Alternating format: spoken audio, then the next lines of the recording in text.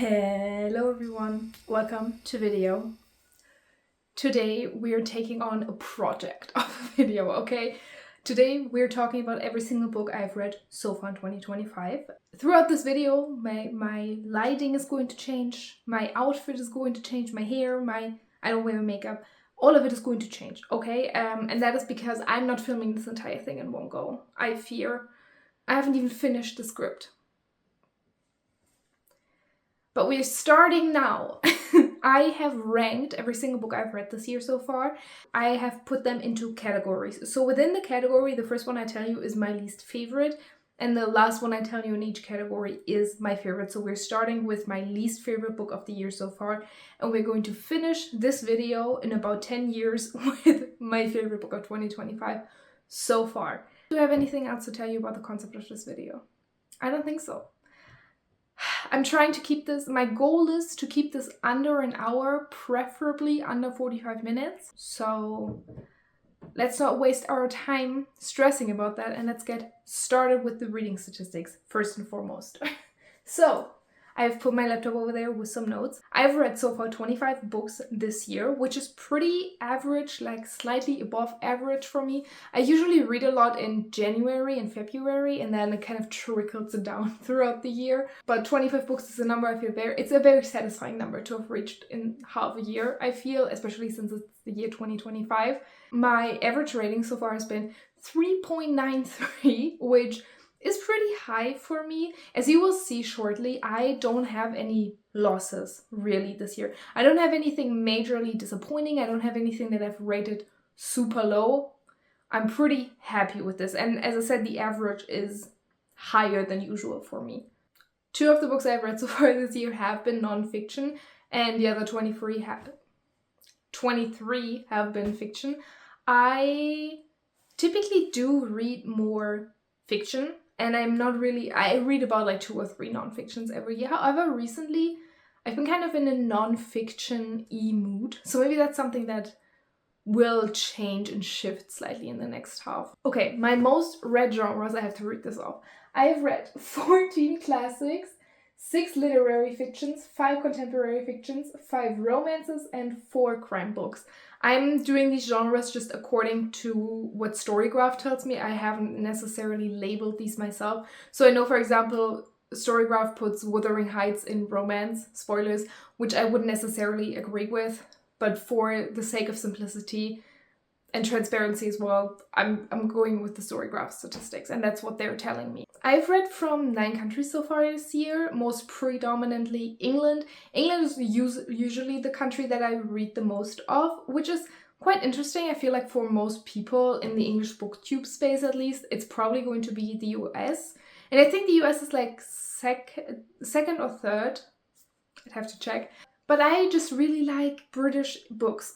It's also because obviously I've read so many classics this year and a lot of the Western canon is just British classics. So it makes sense that a lot of them would be British. But I also just really enjoy British literature. I think they're very fun and funny.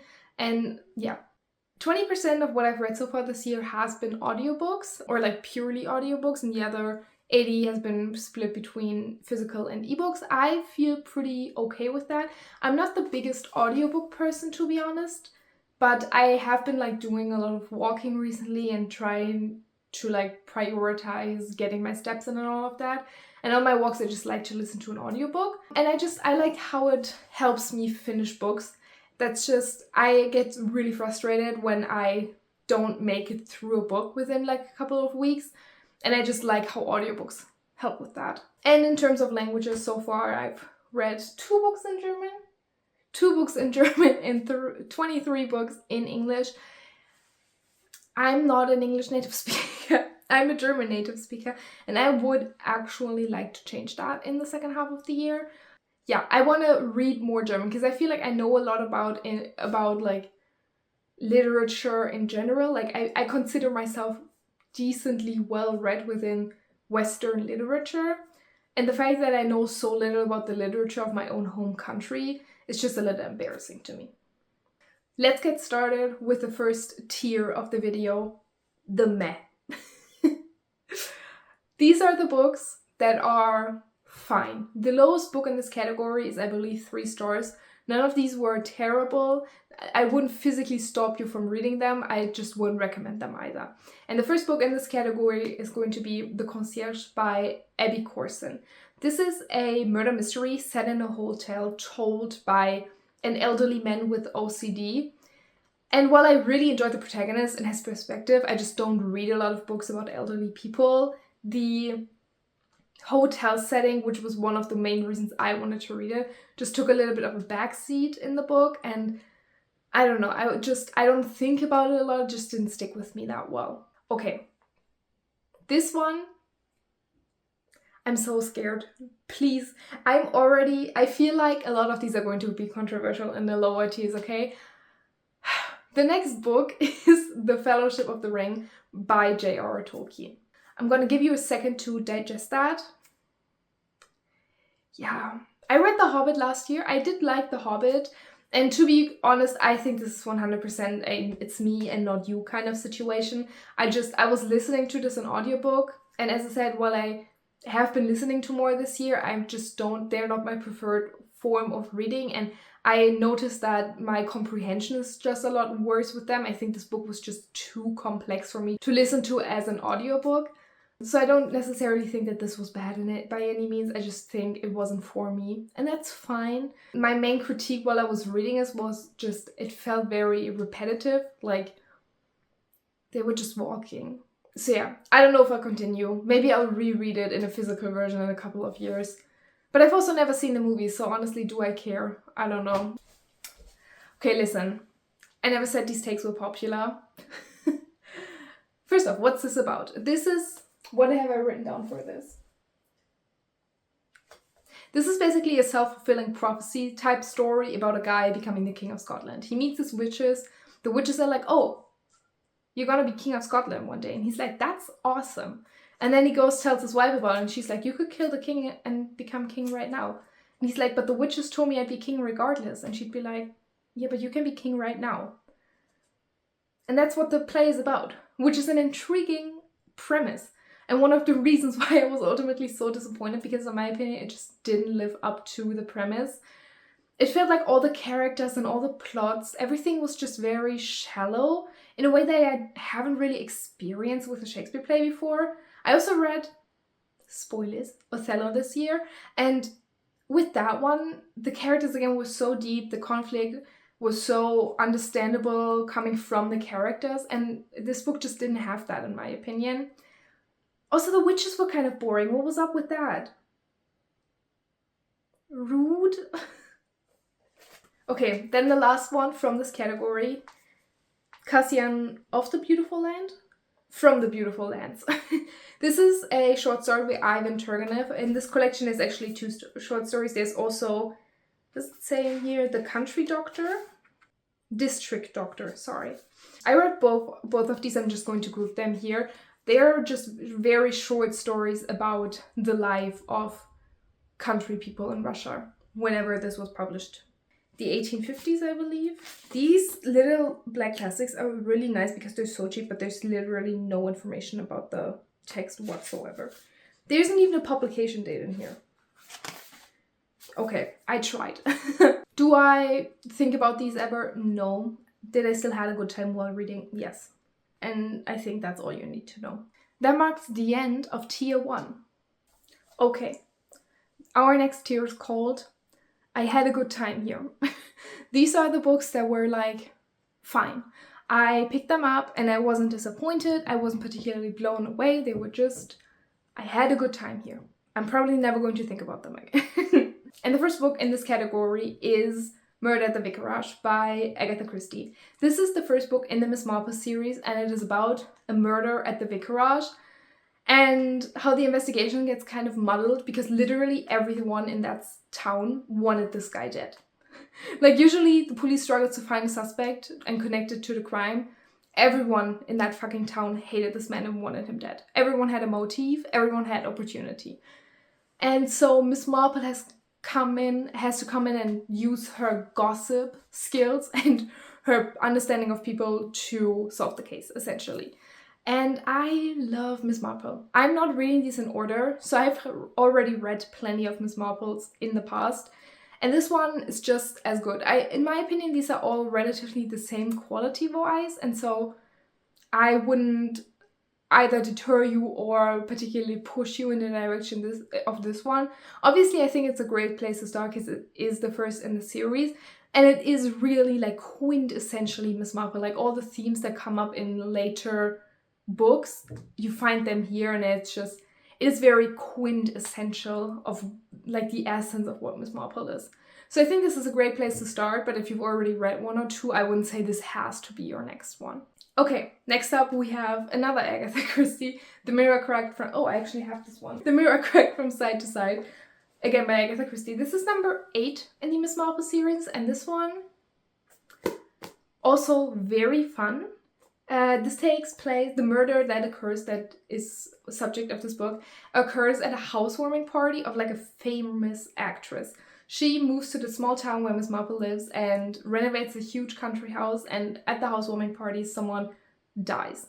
And so we have kind of this confrontation between the very small town life that Miss Marple is used to and that she often operates within, but then also kind of this glamour Hollywood drama life that this Hollywood actress lives.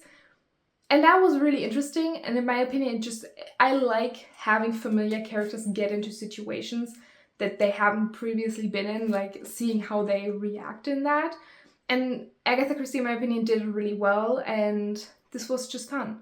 Also, I guessed like one of the key parts of the plot twist, which I was pretty proud of because that doesn't often happen to me. Okay, next up, I read Cinder by Marissa Meyer. This is a sci-fi YA retelling of Cinderella. It's like one of the typical quintessential 2010s YA series.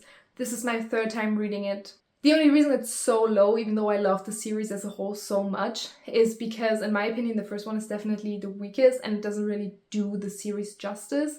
However, you do have to consider this was Marissa Meyer's debut novel, so you can't really blame her for this one not being as polished as the rest of them. But it's just such a comfort series to me, and I had a good time here. Okay, listen. You're probably looking at the timeline and you're like, how's Crime and Punishment this early in the video? Listen. I don't want everyone to hate me after I post this. Also, I just looked at my notes and what I wrote for the summary of because I wrote like a little summary for all of them. The one that I wrote for this one's kind of funny. Poor university student murders woman and discovers he's not above law and morality. That's the plot of this book. And honestly, why is it so long for that? I get why this is a classic, okay? I want to say this first. I 100% get why this is so famous. I 100% get why it's still relevant, why people still read it and enjoy it. And the themes definitely stood the test of time. That is not what I had an issue with. I just personally thought it was so long and it was so slow. And it just kind of felt like, you know how sometimes you talk to a man and they tell you something as like a big revelation, but it's something that you actually talked about with your girlfriends when you were 13 at a sleepover? In parts, that's what this one felt like, to me, personally. And again, I feel like, I don't even think he should have cut anything out, necessarily. I just think this was not my taste. I didn't like how long it was, as in my taste personally didn't align with what this book is. But I still think it's a good book. Okay, don't come for me. Next up, this one I listened to as an audiobook, My Husband by Maud Ventura. This is about a wife, we don't know her name, and her sole purpose in life is to make her husband like her. He also doesn't have a name, he's just her husband. And it's obviously about obsession in love and like how we muddle love and obsession. And this one was very difficult for me to read. I definitely tend to have an obsessive nature when it comes to loving people. So this was very confrontational in an uncomfortable way. But I just couldn't put it down. As I said, I listened to this as an audiobook. I went on extra walks to like justify finishing this. And I even listened to it around the house and stuff, which I usually don't do with audiobooks. Then we have Left Hand of Darkness by Ursula K. Le Guin. This is about a man who is sent on a diplomatic mission to a planet where the inhabitants do not have a gender. So everyone is non-binary, essentially. And this book, I feel like just went over my head. I don't know what it is.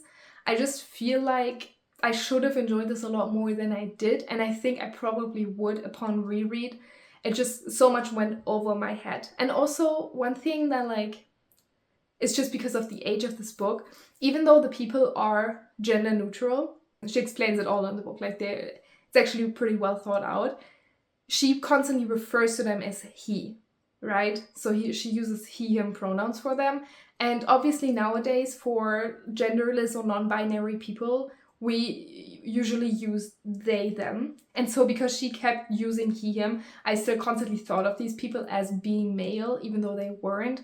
And that just kind of, it skewed my perception of these characters in a certain direction, even though the whole point was to like examine what society would be like if we didn't have gender at all. Yeah, it's still a very interesting book. I do want to reread it. I just think I didn't get as much out of it, or nearly as much out of it as I could have and should out of a book like that. Next up, we have Happy Place by Emily Henry. This is about a group of friends that goes on a vacation every single year since college. And the house that they always used to go to is supposed to be sold. So it's their last summer there. Except 2 of like the core members of this group have broken up like 6 months ago and they haven't told anyone about it. And this was very emotional to me. It talks a lot about like the struggles of long distance relationships, which is something that I had just come out of when I was reading it. So that was very relatable. And as I said, it just gripped me emotionally. However, like looking at it more from an outside perspective, most of the characters are pretty shallow. Like all the friend group, except for the 2 protagonists, they're pretty shallow. And the resolution to the conflict just was very easy. And I didn't love that. And it also was a very absolute resolution with book lovers and people we meet on vacation, which are the 2 other books I've read by her. The conclusions were more nuanced in my opinion. And this was just, okay, she grappled with this problem for like months and months and months, but now she has a solution. The end. And just felt a little lazy to me, unfortunately. But yeah, I was still emotionally invested. Still had a good time, you know? Okay, it is a new day. It is a new dawn. I'm feeling alright. And we're doing the second half of this video, hopefully in total, right now. If you're noticing any differences in the framing, if you notice any differences with the lighting, no you don't. Next tier, the reading is actually really fun. And this tier, we're starting off with a classic, if you will. The first book in this tier is Little White Lies by Jennifer Lynn Barnes. Now listen, when I read my summary to you right now, that's gonna sound familiar, okay? I just need you to bear with me. A young woman is leaving her home to move into a place that she is initially really hesitant about, but finds to be the first place she has ever truly felt home. There is also a mystery about her father's identity and a bunch of secrets waiting for her in the new place. Now you might be thinking, Mariella, that sounds like every Jennifer Lynn Barnes book I've read ever. And you would be correct. This isn't reinventing the wheel. Jennifer Lynn Barnes isn't doing anything new and crazy with this one. However, I still had a good time. I was reading this and I was like, wow, reading is actually such a fun hobby. And that is exactly what I needed from it. I read this when I was kind of a little bit slumpy. And this took me right out of it. I binge read it so quickly, you just fly through Jennifer Lynn Barnes' books, in my opinion. The only issue that I had with this one is the mystery is kind of all over the place. She is a little bit messy. By that I mean mostly, for the most part, I didn't really know what the mystery was. Like obviously, as I said, there is a mystery of the father's identity, but that feels like a side plot. That doesn't feel like the main mystery, but it's kind of the only mystery that's really concrete for a while. But I still thought it was fun. Okay, next up, I didn't read Sensitive. I read Lady Susan, which is also in this edition. Let me find proof for you. There. Lady Susan. This is an epistolary novel about a woman. She's a mother and a widow. And she is a menace to society. And that is her sole purpose in life. Gaslight Gatekeep Goebbels was written about Lady Susan. This book is really fun. It's very short. It was like 70 pages, I believe. So it's a novella. And you just get through it really quickly. And I also think if you have read Jane Austen before and you didn't like it, I think you should read Lady Susan. In my opinion, it is the Jane Austen book for people who don't like Jane Austen, because it just is very different. The poignant observations about society, they're still there. And she is just as sharp about them as she's in the later books. But the character of Lady Susan is very unlike her other protagonists. And because the protagonist is so messy, the plot just kind of moves along a lot quicker. Whereas, in my opinion, her main novels are all a little bit slower and more about the vibes. They're more about the introspective thoughts than about the actual plots of the book. Very fun, would recommend. I'm so happy that I read this year. Next up, I have read another Fyodor Dostoevsky. I read White Nights, which is also a novella about a man who believes for a brief moment in time that being a simp could actually get him somewhere, which like that's on him, honestly. And the writing of this was so stunning. To me, it felt so different to Crime and Punishment. I was reading this while I was still in the middle of Crime and Punishment, but for some reason, if I didn't know these were written by the same author, I wouldn't have believed it. I think Fyodor Dostoevsky went to prison at some point, and a lot of people say his writing changed after, and I always assumed that Crime and Punishment happened before, but maybe it didn't. That's the only explanation I have, other than maybe it was just translated very differently. Either way, very beautiful writing and just a very short, meandering plot on two people getting to know each other. Also, it was very accessible for a Russian classic, so if that's something that's been kind of intimidating for you, I think this one's a great one to check out. This next one, this is Closely Watched Trains by, I don't know how to pronounce that name, Bohumil Chabal. I know, look what a cutie he was, okay? And my summary on my laptop, it just says there are no words to help me describe this book to you. And script writing me was so right. There's a man, he works in a very small, like sleepy Czech railway station. And this takes place during the Second World War. And it gets weirder. But that's kind of all I can say about. I don't know. When I read this, I talked to my boyfriend about how weird this book was, and he was just like, okay, just tell me everything that happens, because it's very short, and like we'll figure it out together. And I told him everything that happened, and he was just as confused as me. So I would say look up trigger warnings, but otherwise, if you are in for a weird ride through someone's life in his early 20s, I believe, I think check this one out. If a book being weird doesn't deter you, I think this one's a great read. I unfortunately can't tell you anything else about it. This book is something that I've been meaning to read ever since I basically started watching BookTube. That is Every Heart a Doorway by Shannon McGuire. I think like in the late 2010s, this series was all the rage on BookTube. Okay, everyone was reading this, everyone was talking about it. The first book has like 400,000 reviews on Goodreads or something insane like that. And I've been meaning to read the series ever since. One, because all these books are very short, and also just because people seem to love these books, okay? And this year was finally my time, and I liked it. So this series takes place in a world where children mostly go missing through magical doors. They're just, going about their day, and then one day a random door just appears. They're like, oh, that looks curious. They walk through and they find themselves in a magical world that is to varying degrees very different from our world where they come from. And then at some point in their youth, they're sent back to our world and they can't cope with that. And so now they're all going to this school, which is the main location of this book. And in this specific one, there's also a murder mystery. And the premise sounds crazy. That sounds like a very long premise for such a short book. And that is one of the most impressive things about this, in my opinion. All of the characters as well as the plot was very intriguing to me. I really liked all of the characters. I felt so attached by the end of it, even though this was 100 pages long, or like 150 pages. Yeah, 150 pages roughly. I think this is so impressive. That's why I like short books. You can do so much with so little words. That is impressive to me. If on a Winter's Night, a Traveler by Italo Calvino. This is my first Calvino, excitingly. And this book is about you. You go into a bookshop and buy If on a Winter's Night, a Traveler by Italo Calvino. But there's a printer's error in your copy. You take it back to the shop and get a replacement. But the replacement seems to be a totally different story altogether. You try to track down the original book you were reading, but end up with a different narrative again. And so on and so forth.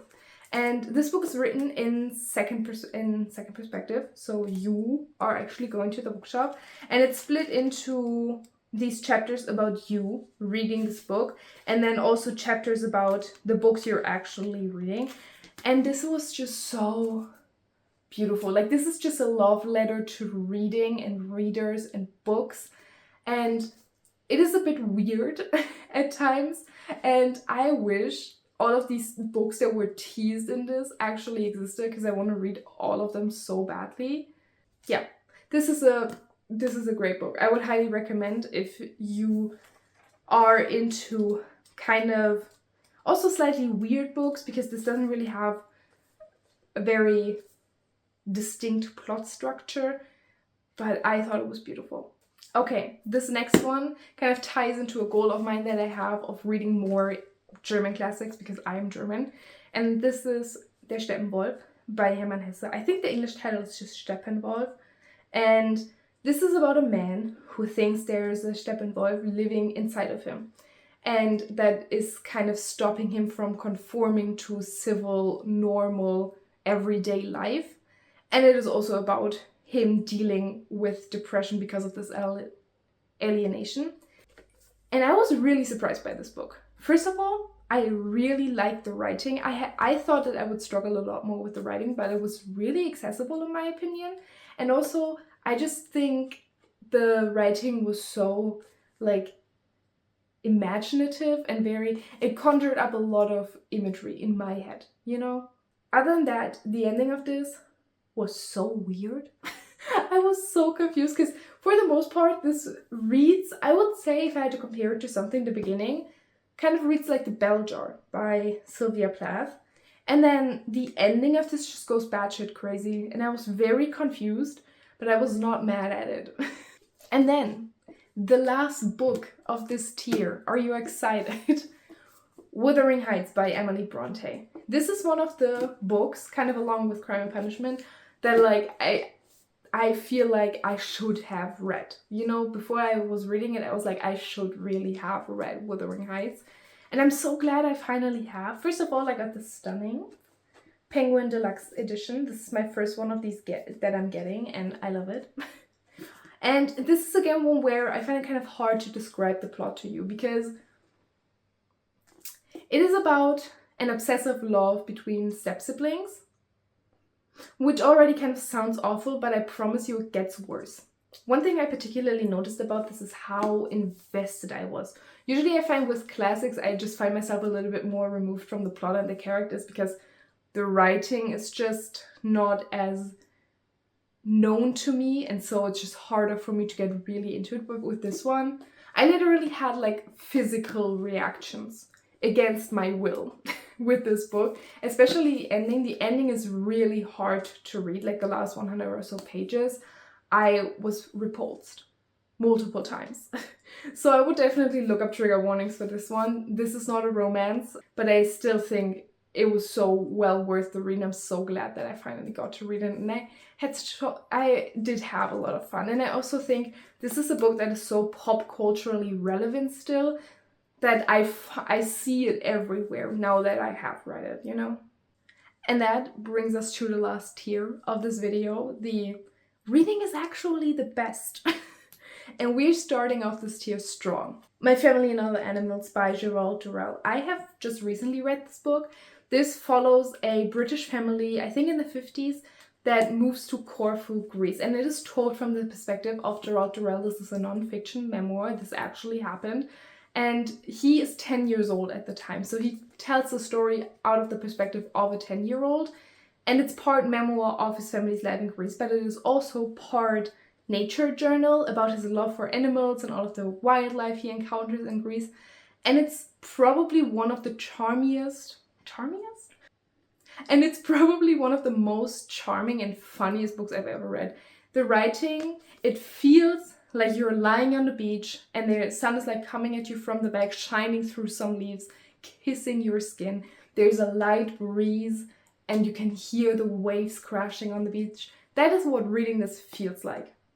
I'm so glad that the author has written so many books. There's 2 more about Corfu and his family living there. And then he also wrote a book about being a zoologist later in life and like traveling through Africa to collect animals for a zoo. And like, listen, I do not condone zoos. I think I don't support zoos. I don't go to the zoo. I don't love the idea of a zoo. But I still think that sounds really fucking interesting and I'm probably going to read it. I would say that Gerald Durrell is probably my favorite author of the year so far, like new author. And then, we have already teased this, I read Othello by William Shakespeare. With Shakespeare plays, I usually listen to an audio production of them along with reading them, because there's a lot of great free audio productions of his plays, because they're obviously in the public domain and so popular and relevant still culturally. And I just fucking loved Othello.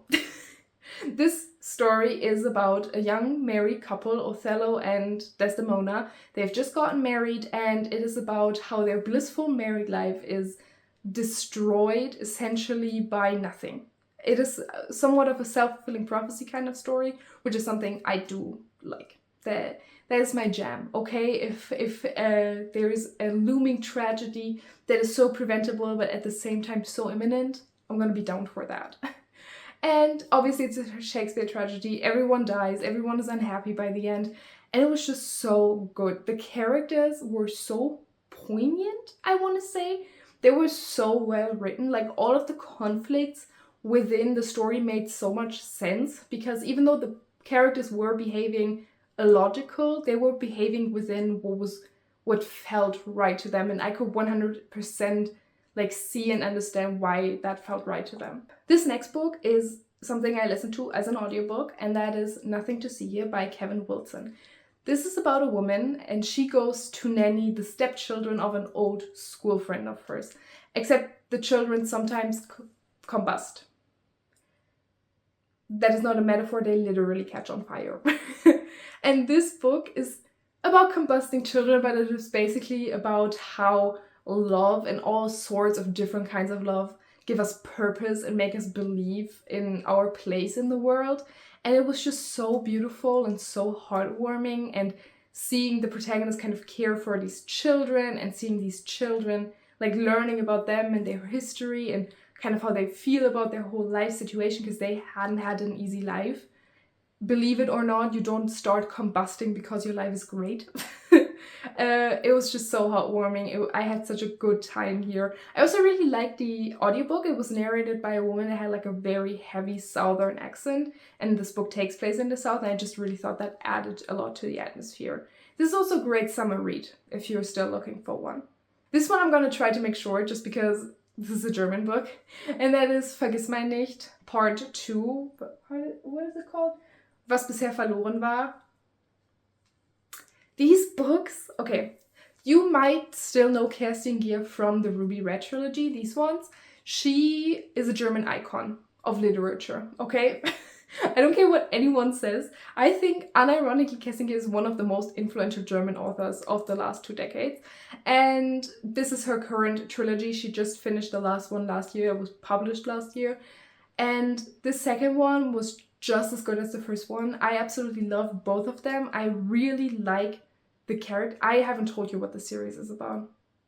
sorry, I got carried away. Let me talk to you about that. We follow Quinn and Madita. Quinn is a boy who discovers that he may or may not be some sort of fable creature, some sort of fantasy creature. I'm not going to tell you what exactly because that's kind of a spoiler. And also Madita, who is a girl that lives in this neighborhood, and they don't initially have anything to do with each other, but kind of circumstances bring them together. And together they get, and oh my god, this is probably my favorite love story I've read so far this year. I love these characters so fucking much. I love romance, sorry. This is what YA fantasy should be all about. And like the whole romantasy thing that has been so popular the last few years, Kerstin Gier did it first and she did it so well and she's still doing it so well. These books are so good. If you're German and you've been thinking about picking them up, I think you should. I unironically think these are fantastic.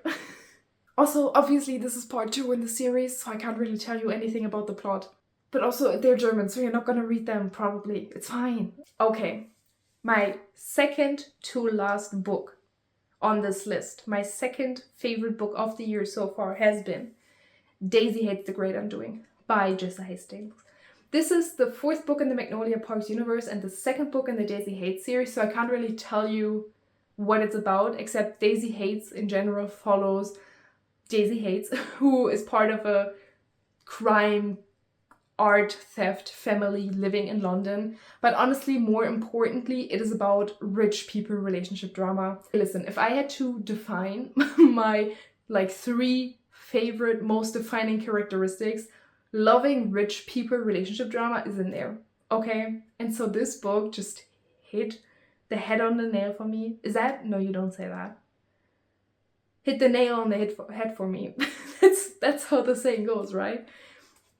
In my opinion, this book is the best in the series so far. It just ties into the rest of them so well. I actually didn't like the first Daisy Hates. I DNF'd it. Don't tell anyone. Don't tell Jessa Hastings.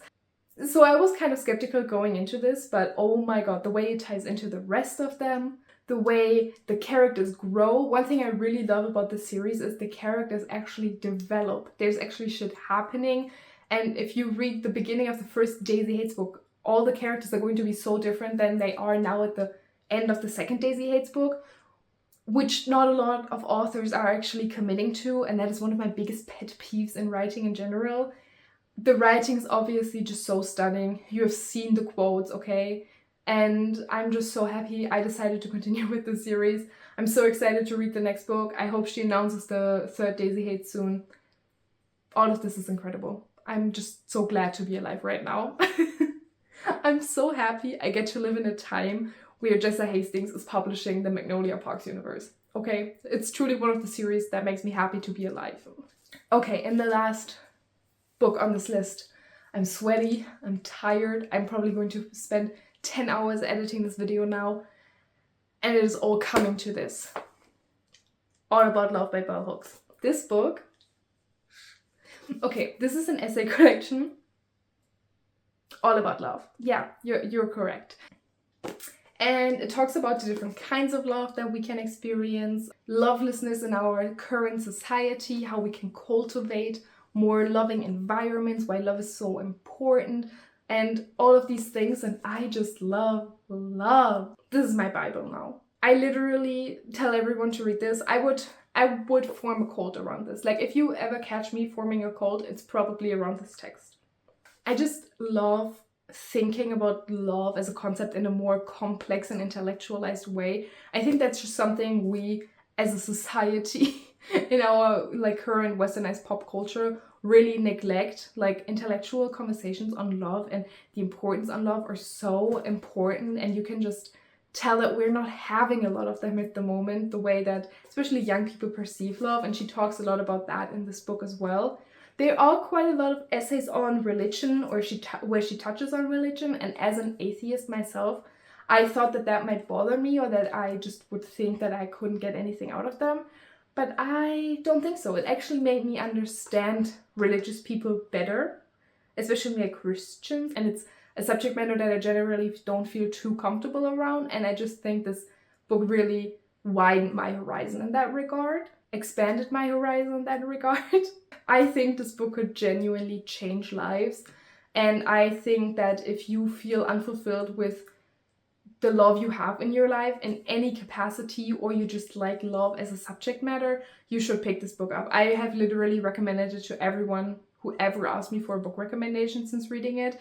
I think that reading this with a loved one, like with your partner, with your friends, with your siblings, would be so fulfilling. I think you could get so much out of it, and it has opened up so many good conversations for me with people that I love. So this is my number one pick of the first half, and honestly probably of the second half as well. Don't tell anyone. But I almost can't see anything topping this at this point. And that marks the end of this video. And I just have so many hopes that I'm gonna have so many great reads in the second half of the year. I honestly wouldn't mind hating a book or two as well. I just think that's interesting, and I think that just opens up a lot of conversations with myself as well as with you guys. So yeah, let me know your reading highlights, maybe a lowlight, and I will see you all in my next video, which is probably going to be a reading vlog next week. So subscribe so you don't miss that. I hope you all have a great day, and I'll see you. Bye!